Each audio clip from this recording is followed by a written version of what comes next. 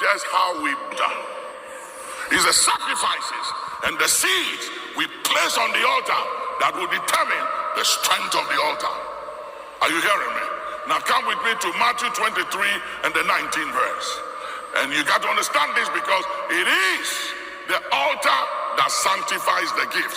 If it's a holy altar, if it's a godly altar, it will sanctify the gifts. Now if it's a demonic altar, it will contaminate the gift. So the altar sanctifies the gifts. Go ahead. Ye fools and blind, for whether is greater, the gift or the altar that sanctifies the gift? You see, he said the altar that sanctifies the gift. So it's important for you to understand that whenever you bring your gifts to the altar, the gifts is sanctified by the altar. But it is also the strength and the measure and the magnitude of the gift and sacrifice that determines the strength of the altar. Say yes. And so we want to look at Genesis, the 13th chapter, the 3rd and the 4th verse. We want to look at Abraham. Abraham established 4 altars in his lifetime.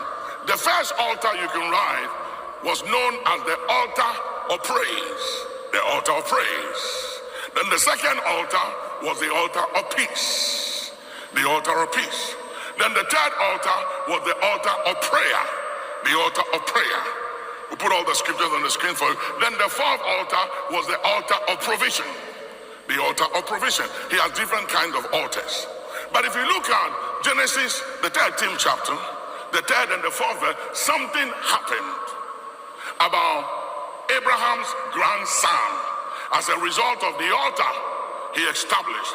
Now it is said that in every society there are different types of people, at least about 3 kinds of people in every society. Number one, and this came from the Greek philosophy, that in every society there are 3 kinds of people.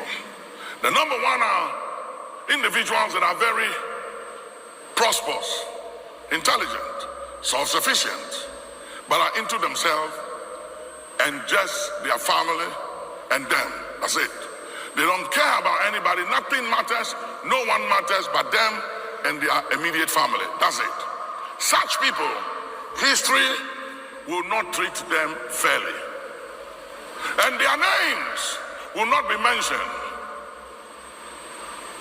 by history, nor by posterity. There are people that shall be forgotten because they live for self. And all they cared about was self.